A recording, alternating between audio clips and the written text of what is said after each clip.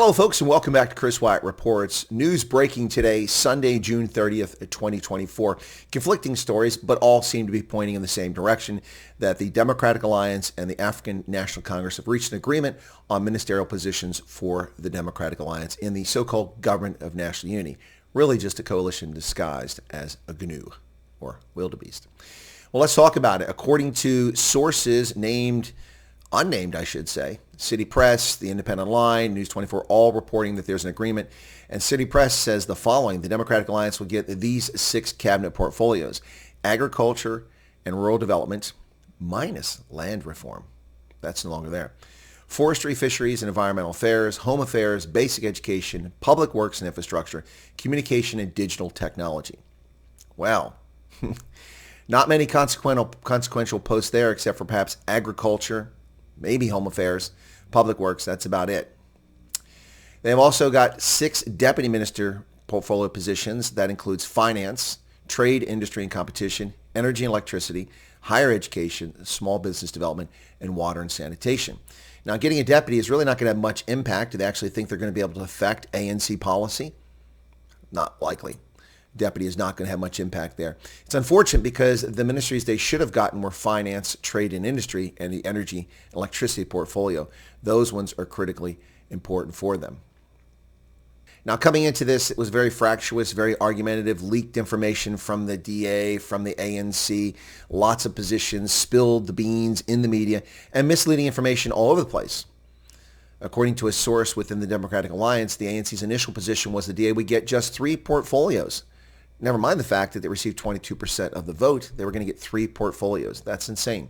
While the DA's opening argument was for 9 portfolios. Not unreasonable, given how bad the country is headed down the wrong path. How badly. Now, negotiations ultimately settled in the middle on 6 cabinet portfolios for the DA, plus the key position of deputy finance minister. But I don't think that's going to play much of a role.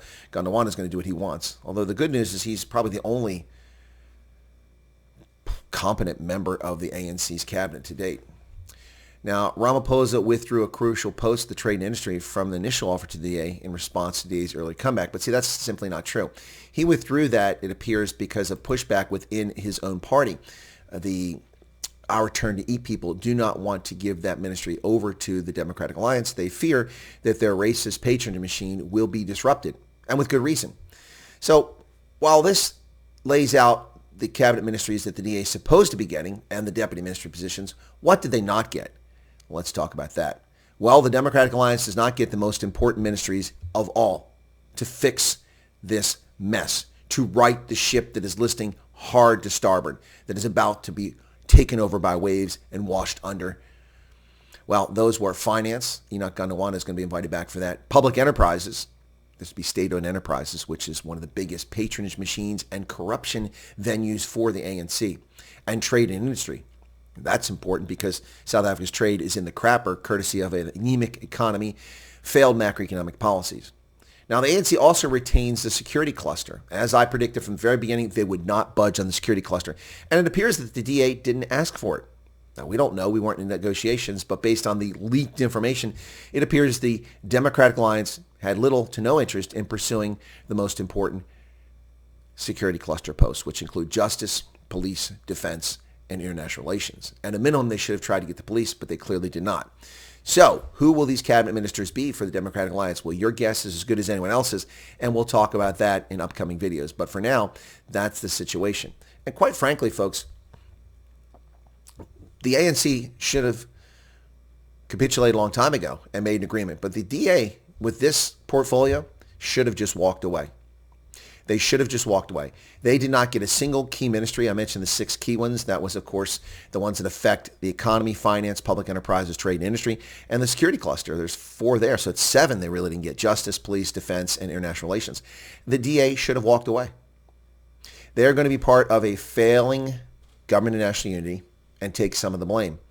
This may be a huge own goal for the DA because the ANC clearly does not want to let anyone see behind the closet, behind the curtains, to see what the ANC's been up to these past 15 years as they pilfered and looted the country.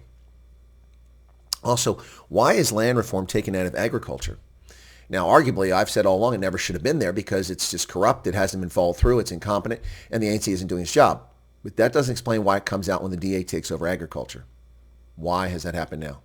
So at the end of the day, this government of national unity looks like it may be going forward. With 10 parties, that's a very unmanageable coalition.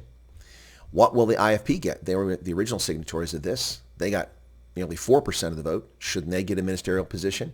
No mention of that. Maybe they're just not desiring one because they got what they really wanted, and that was a coalition to rule KZN. Anyway, folks, this has all the hallmarks of Italy after the Second World War. Post-war Italy is what this looks like. A coalition that is just hanging by a thread and could be disrupted any time.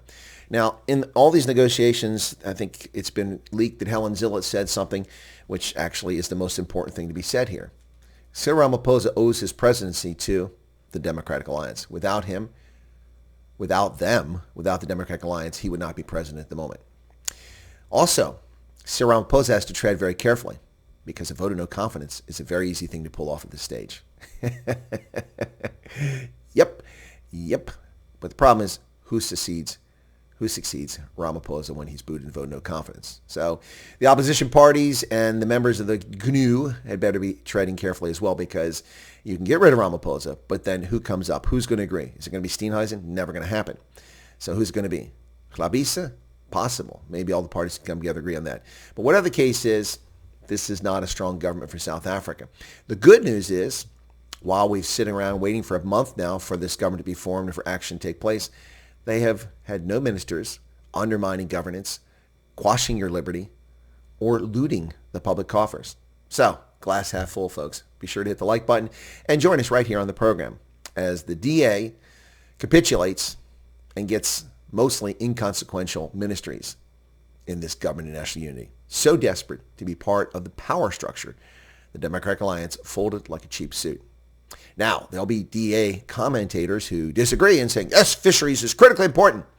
Well, maybe it is, but not nearly as important as police, because law and order is the first problem in South Africa. There's no law and order, there's no deterrence to criminals, and therefore they're everywhere. Gangsters, taxi bosses, rapists, murderers, illegal cigarette traders, mafia, and of course the kleptocracy in government itself. Thanks a lot, folks. Be sure to hit the like button, leave a comment behind. We appreciate your patronage on the program. God bless and take care.